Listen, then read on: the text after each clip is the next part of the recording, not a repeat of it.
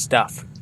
So what we really wanted to do here is cover various things on the show, whether it be news, tips, tricks, team building, stuff the ways that we think about the game, because no GM universally thinks the same way as anybody else, and we want to get as many opinions and variations of styles as possible and explore them in as much depth as we can. And we'll be discussing various topics that we like to riff on, and we welcome ideas and brainchilds of you guys as well. Initially, what we're going to be doing is a positional review, in that we're going to be looking at if somebody in the league was the Vegas Golden Knights, for all the hockey fans, and they built a team from scratch and had no restrictions on what they could do, whether it be major league, minor league. We're going to be looking at each position and ranking the top 5 in a sense of who would we want, who would be our cornerstone at each position to build a team that we feel would be successful. No, I agree with that, and I'm going to give a little disclaimer as well. Not saying that everything we're going to say is right, but if you don't do it, you're wrong. So that's pretty much the disclaimer. What we're saying is not right, but if you don't do what we say, you're wrong. Yeah, would you agree with that? Yeah. And Haas will give 7 opinions himself. Yeah, definitely, Haas. We look forward to having that episode. That should be a good discussion. The three of us going at it there. You missed a couple zeros on that, Haas. So basically, starting out with positions, Smitty hit on it. I want to make sure you guys know this. Yeah, you're starting a franchise, so it's basically not, hey, this is the current best player at this position. No, you got to think about when you're starting a franchise that you're going to want to have this guy around for the next 7 to 10 years. So our list could be a little bit different than what you automatically think of who the best catchers are for sure.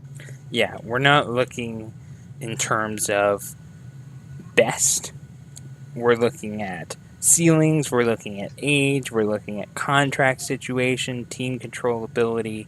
Who would we want to build around at each position as opposed to who's top of the heap? Exactly. Good call. So do you want to get started? Do we want to start breaking down our top 5 from the catcher position, one of the most important positions you can have?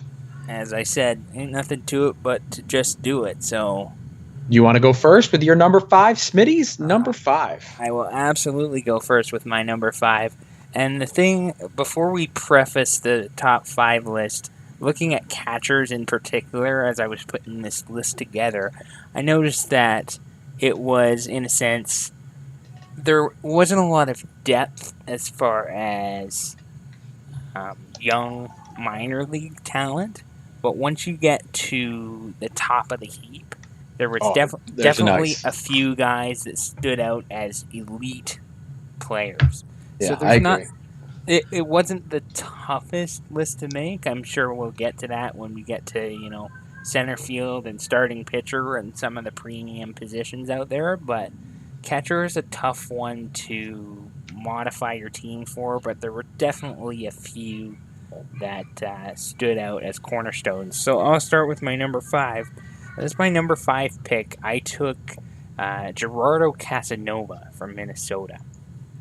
And I'll bring him up on the screen here. Boo. Okay. At least I know one person will be happy with my opinion by the end of this.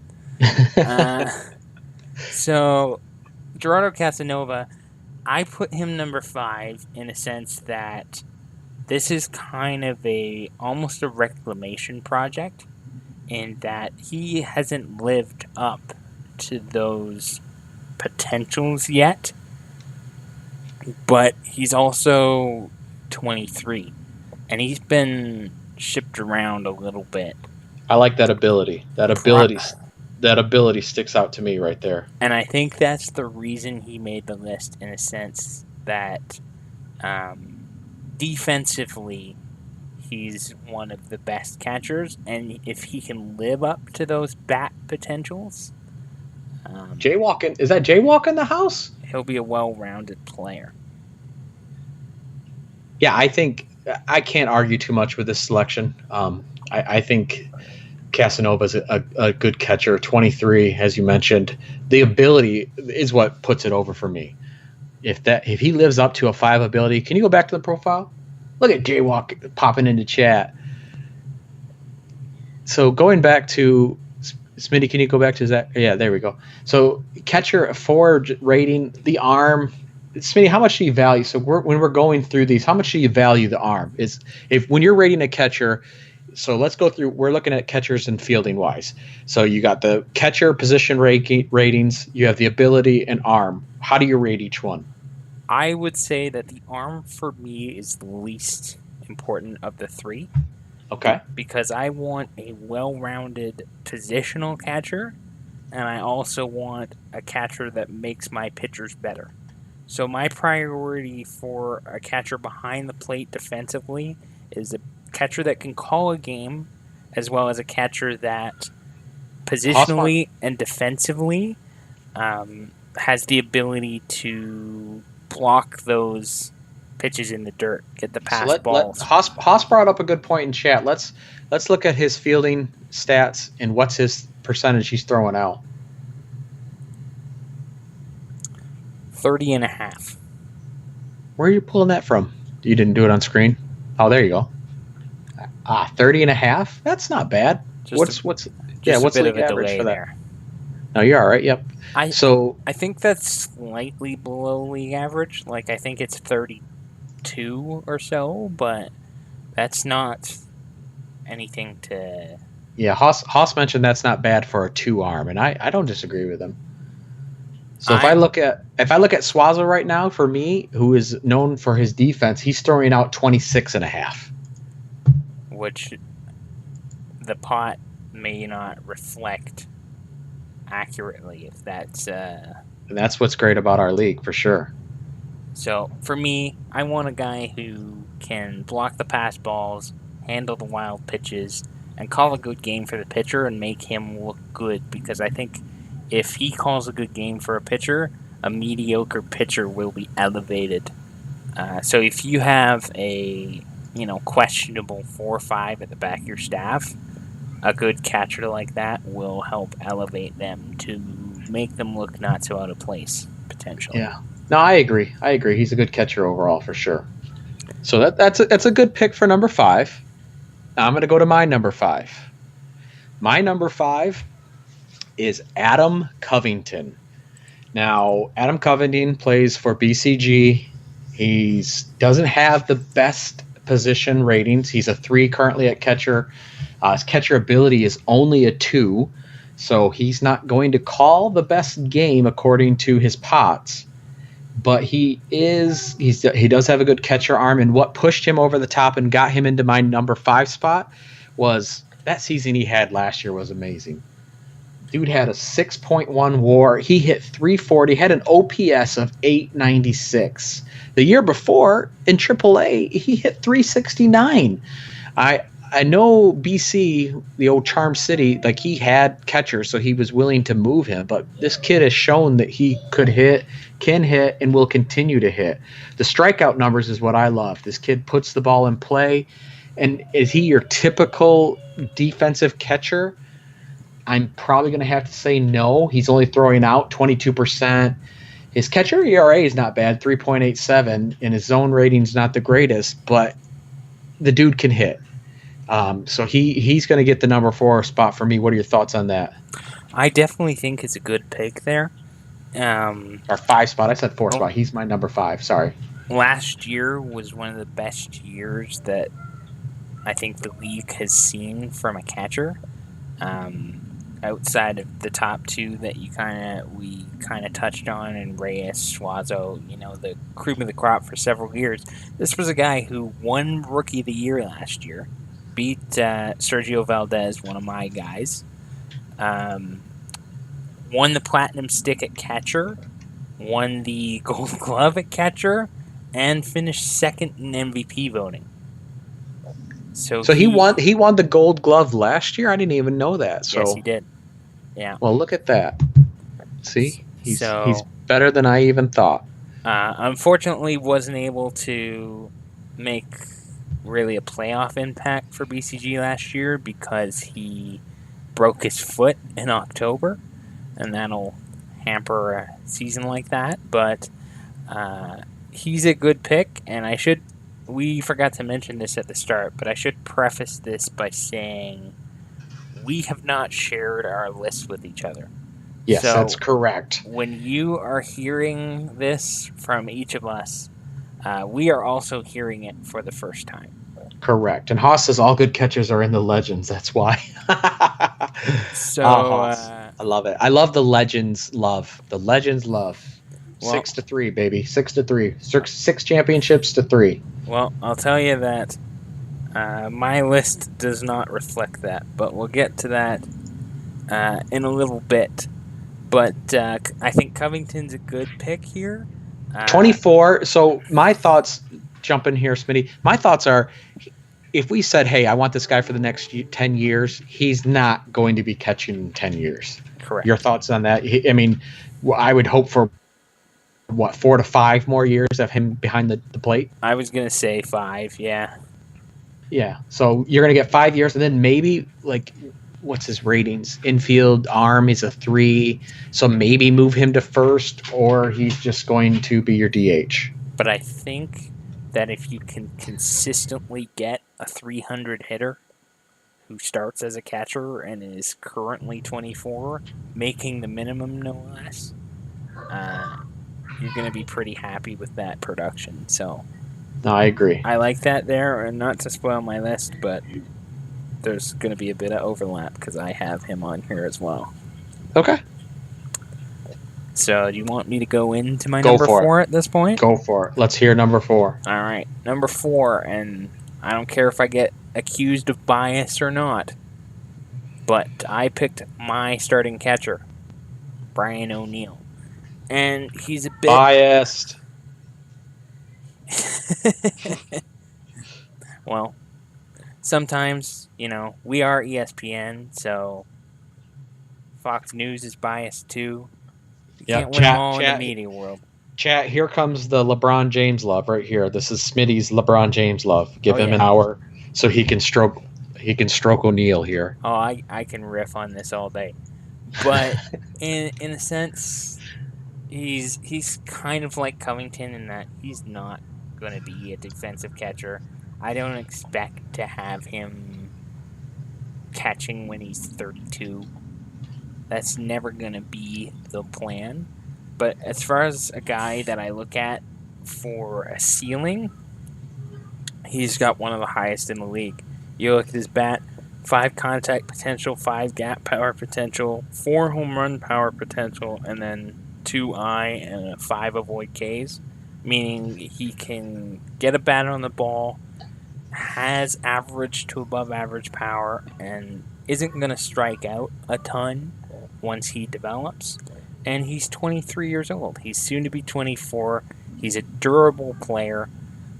I really like the bat. He seems to be finding his stroke. He's hitting 294 right now, and since August 1st, he's hitting almost 500.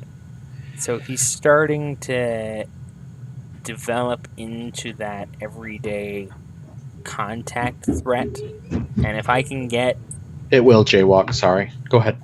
If I get 300 or 320 and 15 home runs out of this guy, and he's an average defensive catcher for 5 or 6 years, I think I would take that on my team every day. So what is up with Charm City? Why are the last 2 that we've just talked about now, Covington and this guy, were both acquired from Charm City? Mm-hmm. Does he not like good catchers? He had a lot of them at the time, and he just picked the wrong ones. Because I remember that trade very well. I traded him Jose Mendez and the second baseman, yeah, and Anthony Mathon, the closer, yeah, for Brian O'Neill and Austin Pittman, who's in my starting rotation right now. So Haas brought up a good point too. The dude's evil. He worships Satan in the off season, I believe. He's got a lot of orange, so he's greedy. He's not a leader, and he's not loyal. Does that bother you at He's a all? cult leader. That's an entirely different type of leader, but we welcome all leadership groups in London, so I appreciate that. But he's not loyal, so he could join another one next week. We don't know. So, well, he may fit well on Jaywalk's team. They are the Devils, so maybe you should look at a trade option there. And then to segue that to not, you mentioned we're going to run into stuff, and I did give you some shit, I will say, on your love for your own player. But I actually, my number 4 spot also have Brian O'Neill penciled in as well. More so because of the most recent surge he's been doing. He's showing that, hey, he can hit at this level. He's 20. He's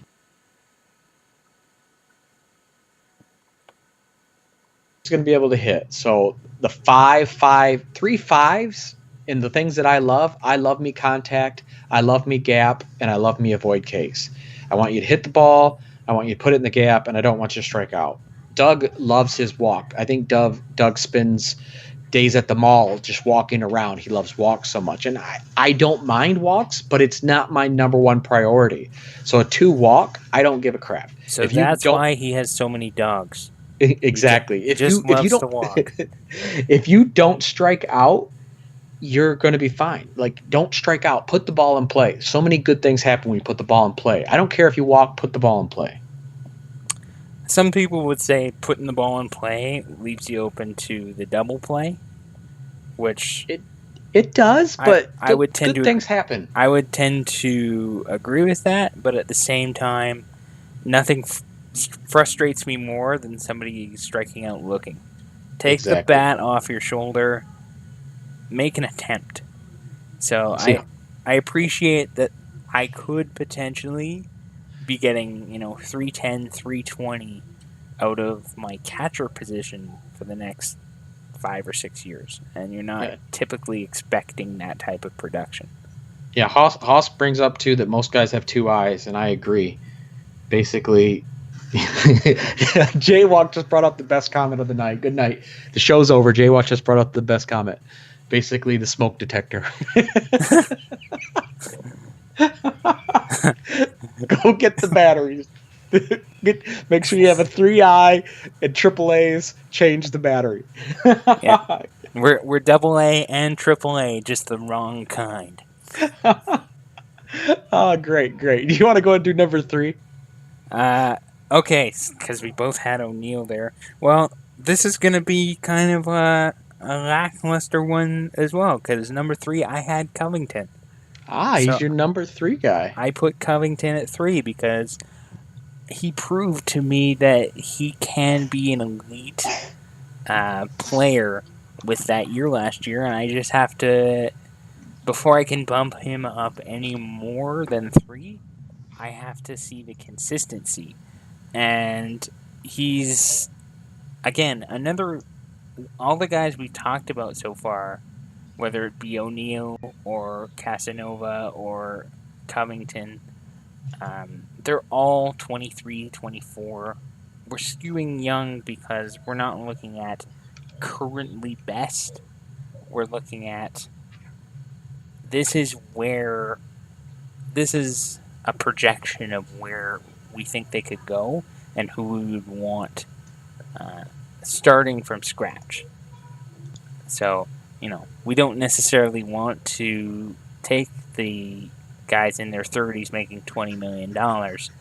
Not saying that they're not fantastic elite players. It's just we're looking at this from a long-term builder's perspective for the teams that either struggle with the build or don't like the build. We look at a variety of things, or enjoy construction too much. Yeah, I agree with that. With what Haas just said too. Basically, how he took Suazo in the first round of the inaugural, and he played half a season in AAA. It was a great pick. It obviously turned out to be a great pick. The guy's a no doubt first ballot Hall of Famer. So great pick with Suazo was 10th or 11th there. So I had the 5th pick. So I might have screwed that one up, but Yeah, you took Valverde. It was not a bad pick. I did. He made a few All-Star games for me. Happy Singles, the newest dating site in the 108. So segue, is Valverde a Hall of Fame player? I don't believe so.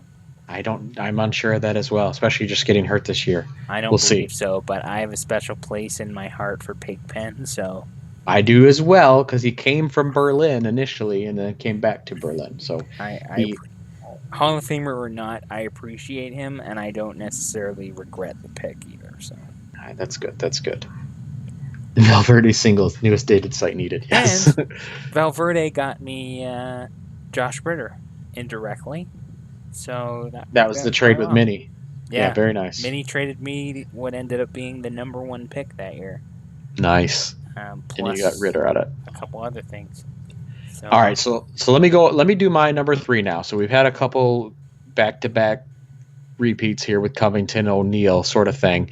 My number 3 is Chris Dominguez. He is the catcher for Buffalo. If you want to bring him up on the screen, I'm already on it. I'm sure you know who he is. The dude is a switch hitter. I love switch hitters. I have a soft spot in my heart for switch hitters. As I mentioned, he's 22.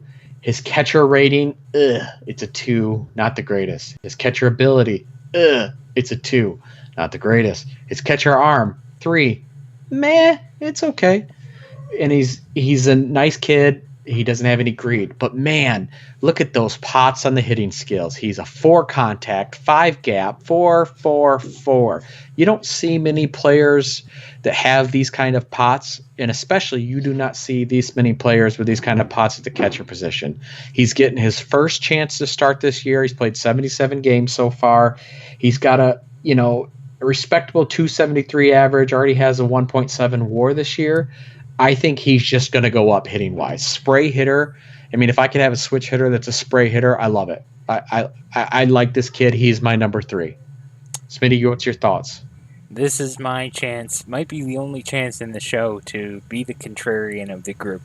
Nice. I love it. I like Dominguez a lot, but I didn't put him on my list just because I think 22, you're starting to get to the point where he's a little bit too green banana for my liking. And What's green banana mean for this? Green banana in that he's almost too raw skill wise. There's no general proof that he's going to live up to that, and I viewed him more as this guy is going to mash, but he'll be a DH when he's mashing. I think a GM with his priorities straight wouldn't put this guy behind the plate. I think he'd be better served. I'm just going to check his ratings here. He might be able to swing it as an average first baseman, but I think catcher shouldn't be the priority for this player. And I like him. I just don't view him as a catcher. And I don't think he's gonna be a long-term catcher either. But neither is Covington. No, but I think you'll get 5 or 6 years out of Covington. I don't think you should get anything out of Haas Dominguez. wants to see defensive stats. Do you want to pull that up real quick? Okay. Yeah, Haas, I got you, buddy. Smitty just likes to talk, so it's hard for me to cut him off sometimes. Well, sometimes I pay attention, and sometimes I just like to go. I'll be watching the chat, so I'll interrupt him when I can. So he's throwing out 34%. That's good. Yes. The catcher ERA is not great. Plus range. Range. Good caught stealing. Catcher ERA. That could go either way in a sense. How big are you on catcher ERA? That could be him, or it could be the staff is just bad and he's not helping. Gotcha. So that could be, that could be his fault, or it could be a takes 2 to tango situation in that he's not making his pitchers better, but his pitchers aren't very good to begin with. So I really think he's my number 3 for one, he's 22. He's one of the youngest ones that we have right now. He's a switch hitter. And you say he's ripe. He hasn't produced. He's producing this year. Is it the best? No, but for 22, I'm all right with that. I can live with what he's doing so far. I think he could use a little more seasoning, and the spot is certainly justified as far as his ceiling is concerned. It's just that I don't see proof that he's there yet. There's not the power or the run production there, but he could get there for sure. I agree. All right, let's move on. I'm glad we had our first discussion. Number 2 for you. All right, number 2, Edwin Ramirez. Never heard of him. Never heard of him. I only have to play against him all the time. Yeah. This guy... Wow. He every time I look at him, he's just...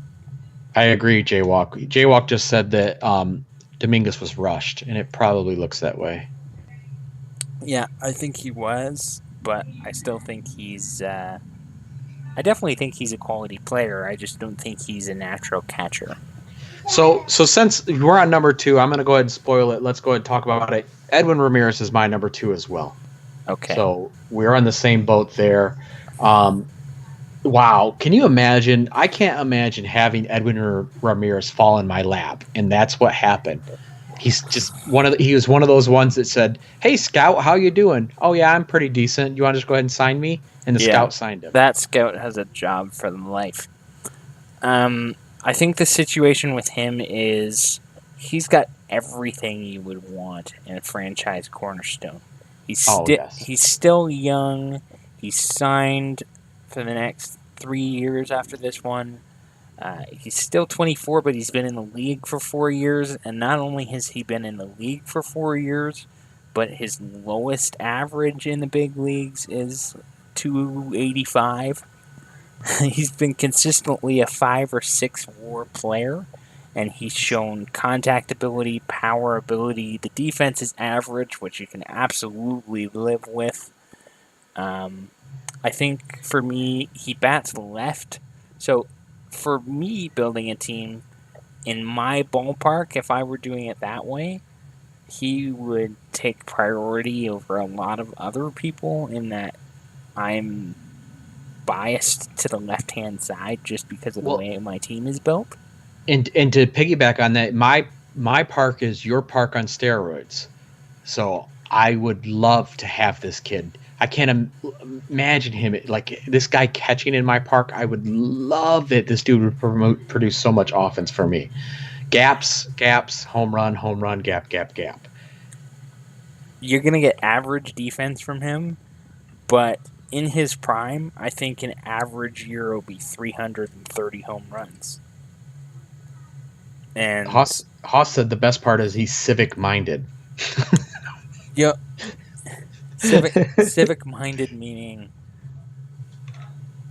And Jaywalk also said that he's good on the bases. Yeah, he's not the fastest guy. You don't expect your catchers to be, but he's good stealing and a good base runner. Less evil per capita. But, I mean, 300 average in a 30 home run season is something that you'd take from any position anywhere on your team. Yeah. To get it from your catcher who can actually play behind the plate is super invaluable, and he was really close to being my number 1. I struggled with this for a long time, but... So far for a career, he is slashing 298, 373, 482 with an OPS of 855, and that's a career. That's nuts. Jaywalk just pointed out too that the Ks are dropping every year. Yeah, they're going down. Yeah, the dude is getting better. It's scary. I wish he wouldn't be in my division. I would put him he's my number 2 catcher, but realistically, in his prime in a couple of years, I would put him in top 8 or 10 players in the file, regardless of position. I agree, and the scout did it for him. Wonderful scout. And he developed for less than 3 years, came up, and was hitting .285 in the big leagues and 24 home runs as a rookie. That's just... Jaywalk wants to know what's his weighted on base average, WOBA. Or batting average, I'm sorry. Haas thought it was his mom. What's his boba? I miss my boba. WOBA? This year it's 351. 351. Last year it was 376. That's nice. There you go. I miss my boba. So, all right. So before we get into number one, do you want to do a couple honorable mentions? We won't talk a lot about them, but guys that we kind of had, like, that were right there close for us. Sure. Do you want to lead it off? Yeah. So your number 5 guy, Casanova, he was in my honorable mention. I would say he's like number 8-ish for me. What about you? What's one of your honorable mentions? Miguel Reyes. Even though... Yeah, he was on my honorable mentions as well. Even though Reyes is 30, I still think he's, as far as currently, he, in my opinion, is the best guy. It's just one of those things where you're going to get 9 or 10 years out of everybody else we discussed. You're probably going to get 4 out of Reyes. But as far as the career that he's had so far, he's one of the best catchers in the history of the 108, and he was, a 10th overall pick in his draft year? 10th or 11th, yes. So, Mexico, I was looking recently at players that have made the big leagues for teams and how much WAR they've produced that have drafted them, and Reyes is like the best drafted player since we started playing as far as WAR is concerned, and Mexico's at the top of the list for drafting, and almost all of it is Reyes. Is Reyes is he basically where he's at because of the environment he plays in, Mexico City? It certainly doesn't hurt, but I still think he'd be an elite player regardless, because you've got the gap power, you've got the defensive ability, which is nice to have, and he's hit 30-plus home runs for 6 straight years now. Smitty, I think you could hit 30-plus home runs in that park, though. Oh, I couldn't hit 3 anywhere. Are you kidding me? I think you could have a few in that park, though. That would require me to make contact first. So he is a product of his environment to a degree, but I agree. Great catcher, great player. Taken number 10. I remember talking to Bo about him before he drafted him, and he almost traded me the pick. And I was thinking about him, Reyes, I should say, or Bob Williams, which you can't go wrong with either one of those guys. But Bo said... Oops, go ahead. Yeah. I was just going to say that product of his environment is going to be in the Hall of Fame one day.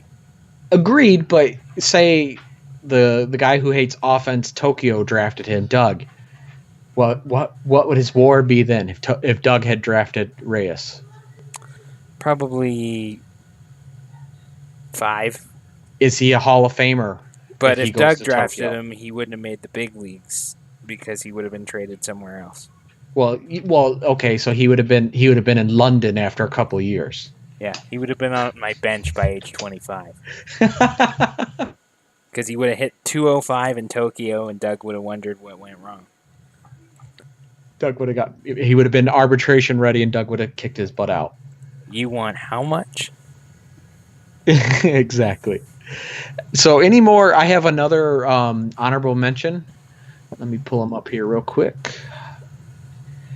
Elijah Barrett. He is the catcher for the Saints. He is 24, left-hander. Again, he's not a catcher. He's not probably going to be a catcher. But he's a 4-4, again, with a 5 avoid Ks. Had a horrible year last year, playing in 101 games.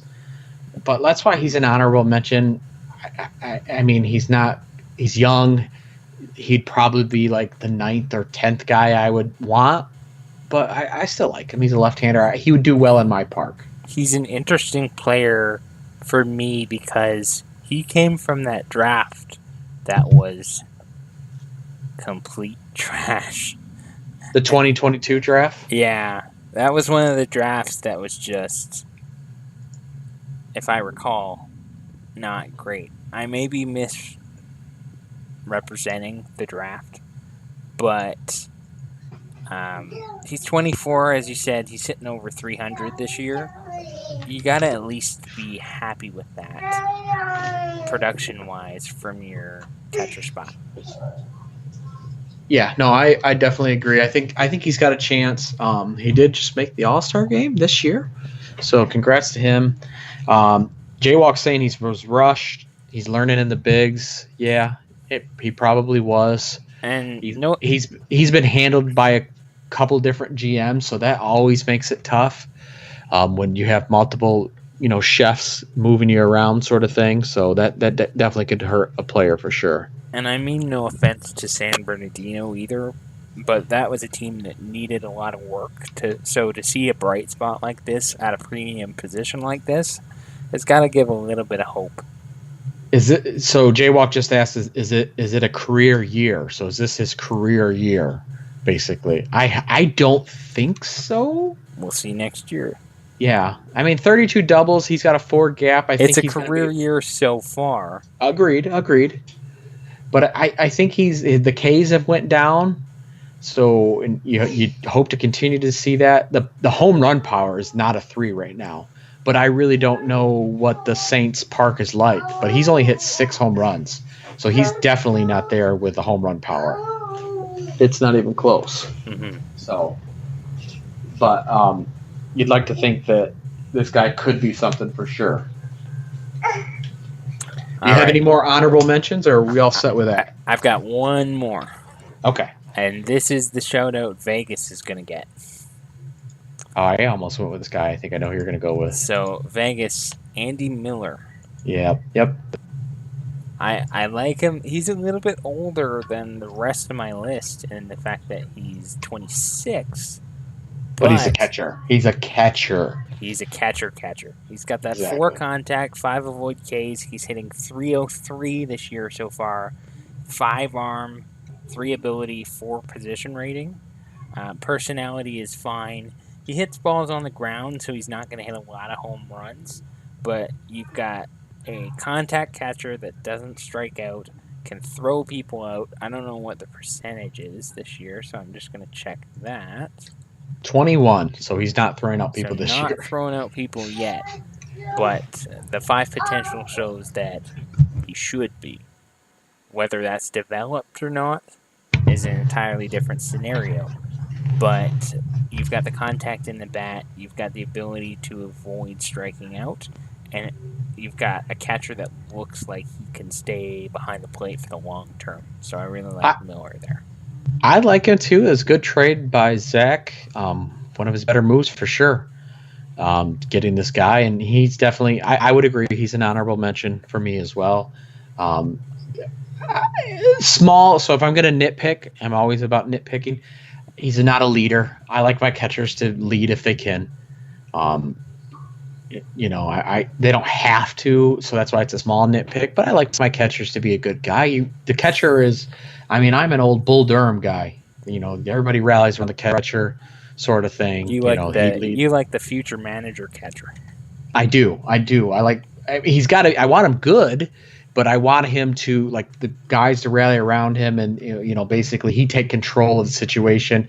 And if he's a low leader, it's not the biggest deal. If he's a complete dick like O'Neill, then it's more of a negative mark for me. But still, it's a good player. He's a good player for sure. Absolutely. Zach, there's a good one there, and he made the list, so you should probably hold on to him. Yes, don't trade him right away. Piece of advice. So, all right. Do you want to do our number ones, and then we'll get to maybe a bit of a Q&A and then wrap things up? That sounds good to me. Go ahead and shoot that number one. All right. Number one shot, Haas, you're in the chat and you're going to like this. Jonathan Portillo. This guy is potentially world class in every area. 5 position rating, 4 ability, 4 arm, 5 contact, 5 avoid Ks, 4 in every other bat stat.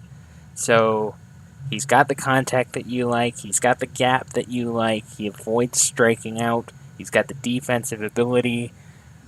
And he can even take Doug for a walk occasionally. So, and he's 24, and this is his rookie year. And he's hitting 320, so he's proving that he was ready and he's producing. Yeah, so again, there's no surprise to me too. It's Jonathan as well. Good deal by Haas. Basically, he had Suazo, traded him to BCG, got decent players back, and then realized didn't think he was going to get Suazo back, and he got him back because Covington had such a great year that BCG was like, oh yeah, I can give Jonathan back. Who needs this guy? He did all right in the minors, but I don't the kid's amazing. Absolutely amazing. 5.4445. He looks like he's already a 5.4445. I mean, the home runs could be a little bit more, but that's not the end of the world. The gap could go up a little bit more again. The walks could go up a little bit more. So I guess he's not completely developed, but the kid is already hitting 320. He has an OPS of 846. He's a 5 catcher. Looking at his fielding stats, he's throwing at 28%, so around that 30% range. He's got a great catcher ERA. When Haas had Suazo back and I was talking to him about dealing for Suazo and ended up making that deal, I asked him about this kid first because I was like, hey, you got Suazo. You keep Suazo. Suazo's great. You keep Suazo. I'll take the kid and build for the future. Kid's 9 years younger. That's the problem. And probably almost as good already. Yes. I would say right now they're equal. If you look at Suazo's year right now, the kid's probably already passing him. Is what it looks like. And for me, the only devil's advocate I can be, or the only contrarian that I can be, is good teams make good players look like better players. Agreed. And hitting in that lineup with the amount of protection that he has, pitchers have to pitch to him, so that might be part of the reason he's hitting 320. Haas just said that he feels like Indy going from Manning to Luck. Yeah, but you better hope that this isn't the injury luck. That's my only comment with that. And he's also that catcher ERA. I don't put a lot of weight into that because Haas's pitching staff is one of the best, if not the best, in baseball.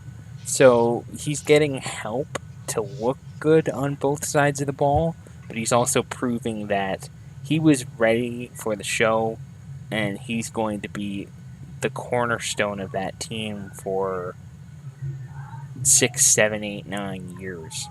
So you brought up a point, and so let's segue real quick into that. I mean, I know we're still talking about catchers, but you just said that his team around him, better teams make players even better. So I got in a little discussion with our Tokyo owner about that, and he basically claimed that the reason why Nick Ocho is having such a down year, I would say, or was having such a down year, was because he didn't have anybody else on the team. To which I agree that's a small percentage, but if you're a good hitter, not all 9 guys are going up at the plate at the same time. You're the only guy at the plate. You can still hit the ball. That is a factor. I would agree with him in that sense, but I also agree with you in saying that there are other factors at play, particularly with an example like Ochoa, in that his park is not suited to him. If he was hitting in Mexico City, he's a completely different player. Mm-hmm. And Doug's team... I agree, Jaywalk. He said talent always bubbles to the top. It does, no matter what. It will be a factor. I'm not going to sit here and say, oh, he's got 8 other guys who suck. It's not going to be a factor. Yes, it's going to be a small factor, but if you're a pure hitter, you're going to hit. no matter what. If the team is losing and there's a morale situation there and the guy feels like I'm going to have to shoulder the load for this team to win because 8 other guys are just kind of there, lineup filler, I do think it is a factor. But with Ochoa, we're talking about a guy that is still very, very young and is still adjusting to being the main The guy, responsible. the guy, basically. I can see that. I get what he's saying, but I think there's a lot of other factors at play there for Doug as far as how his team is built, how his park is built, and he always kind of looks for that pitching identity first, which I've told him on more than one occasion, and we'll get into this on future episodes, but I think that's kind of the reverse identity that you want when you're building a rebuilding team. Because if you build a really great pitching staff and nothing else, and lose games 2-0 because you have no ability to come back in a game if your pitching staff gets cracked, then where is that rebuild headed? So with a player like Ochoa, he's a great. I really think he can be a great player. I just think that the environment that he's in does play a factor, but it's not all on the players. It's on the GM, it's on the environment of the park, and various other things. Nope, I agree. Hey, so with that, we're getting close to that hour range mark. Do you want to go ahead and see if you guys have any other questions or anything else you want to talk about tonight? Yeah, absolutely. If you guys want to fire away. Yeah, and so just FYI, we got like a 15-second delay. So if we don't answer your question right away, it's because we have to wait for it to pop up on the screen. We got a little bit of delay. So with that being said, Smitty, what do you think of the standings so far? Is there any surprises, anybody you want to bet on that you would say, hey, this team's going to turn it around or anything like that? I really like where you're heading, not to pump your own tires here. My center fielder just got knocked out for 6 weeks, though. Yes, but I think that over the last few years, you've become a more consistent team than you admittedly have been used to. And I think that for all the love that the Legends get, it's clear. It's clear that I think there are higher top end teams, but also lower bottom end teams.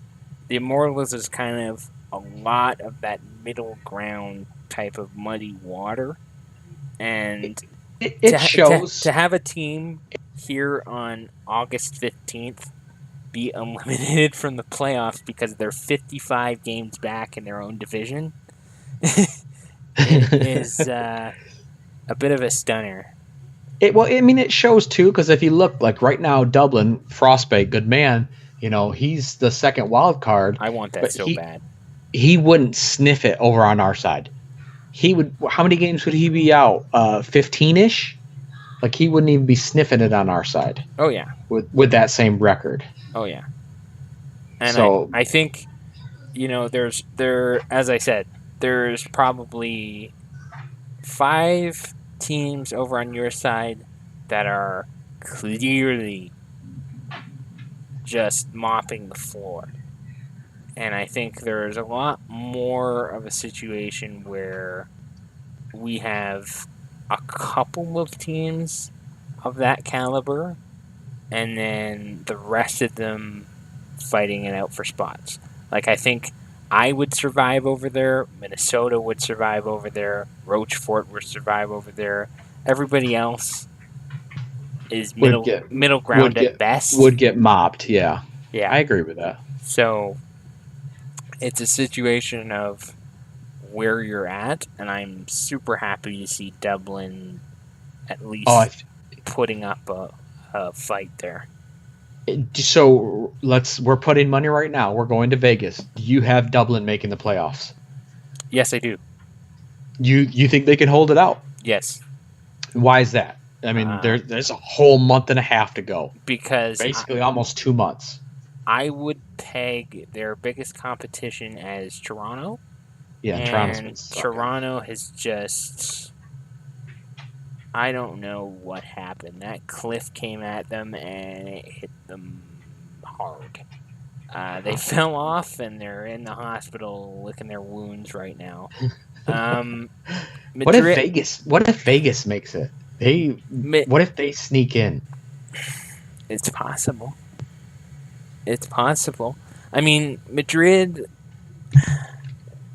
I think was Madrid a playoff team last year? It was No, Miami.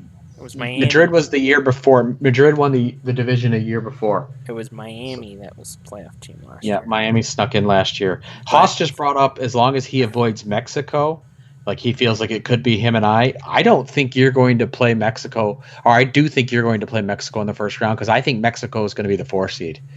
I think Boston and I will be 2 and 3. I would agree. With that. I think Mexico has been they're pitching better than, for most of the year, pitching better than what they actually are. He's going to snap back to reality, and he's going to take the number 4 seed. So you will be playing Mexico in the first round, Haas. Sorry. I think Madrid, that situation, he had chances earlier in the year to kind of steal that comfort level away from Minnesota. And he's just been kind of middling playing 500 baseball. Mm-hmm. So I don't have the confidence he can string wins together enough to keep a pace with Dublin. Again, I play Dublin a lot, and they can't seem to beat me, so I'm kind of the thorn in the side of his wild card race. But to have 3 teams in that division, top 2 in the wild card and me. We'll see if the Cobb can pull their own weight, but I really thought Toronto would be better. So that's the surprise for me. Yeah, same thing here, but I definitely respect Dublin because he saw a couple of needs that he had. And Frostbite's never been the type to be scared to say, hey, this is something I want. So he went out and he got Travis York from you, who, is handling the job in the bullpen.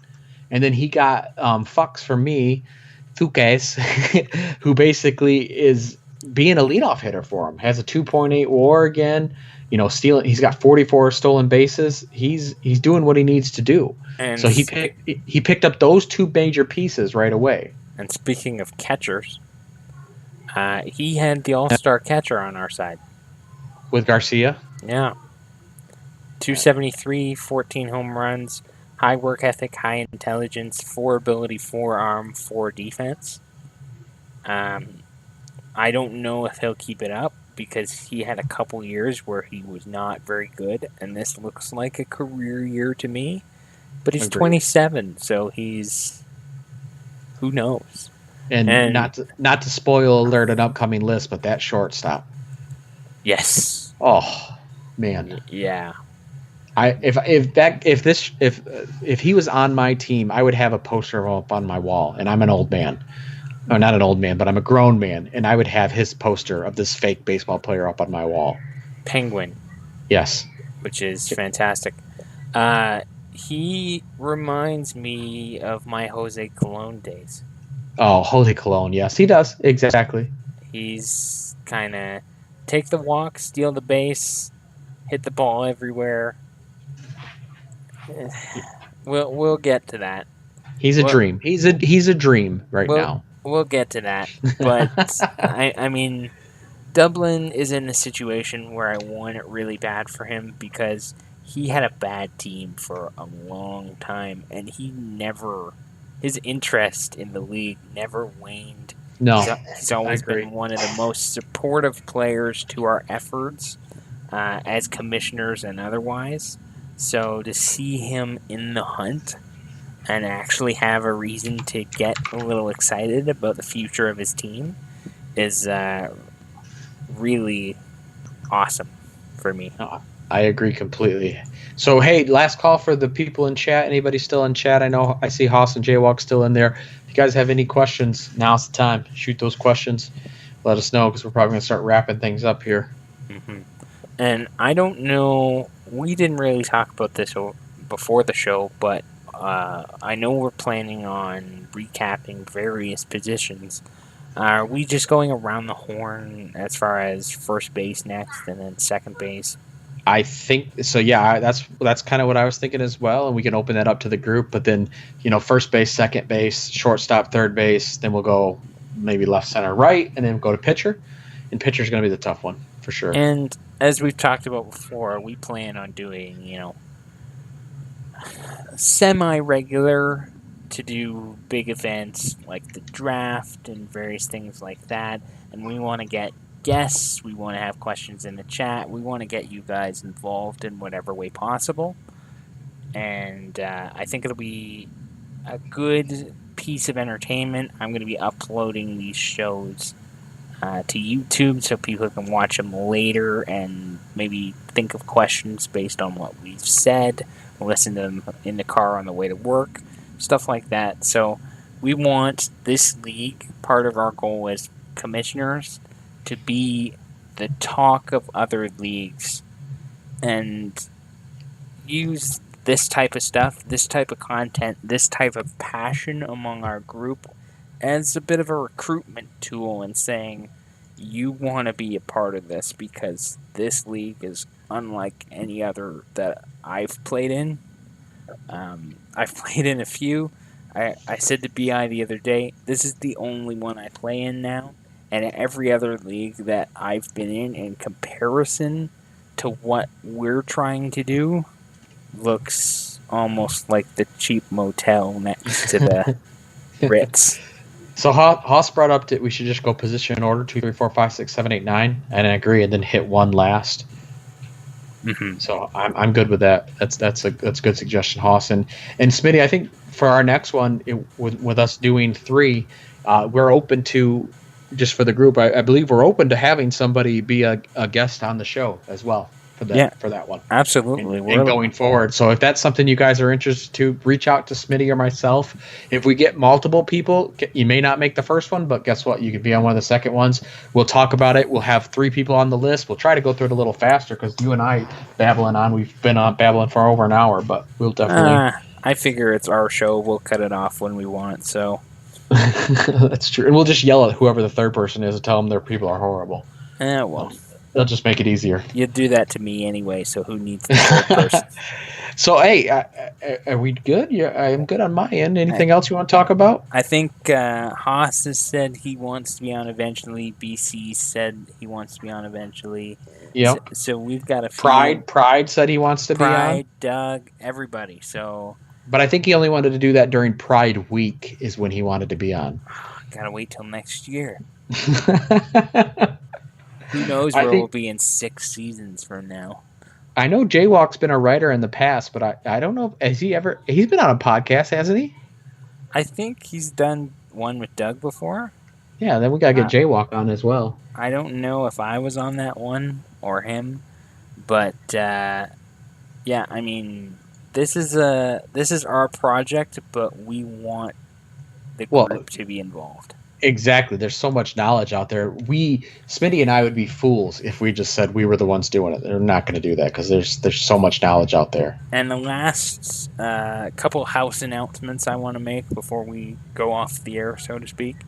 There's 3 or 4 people left to vote in that poll. So if you have not done so, please do so. We'll have some more polls going up in a couple of days in regards to a couple other things. And as well, if we've started simming on Twitch, if you haven't joined us, please do. I think last night BI was our 3rd sim on Twitch. Good turnout, too. What did I say? I was up to like 11 9, viewers at 10, one point. 11. Yeah. Yeah. And so... I mean, we're not always if you're on, I'll try to show your games. I'll try to scroll and show your games the best I can. It's kind of hard. I wish that screen was bigger. So just have both up and going. That's kind of what I do. Is have the Twitch up and going when it's not me, and then also have the sim up and going too, so I can kind of see both. And with Twitch, I know that we're both avid gamers and we've used Twitch. Like, you just did your first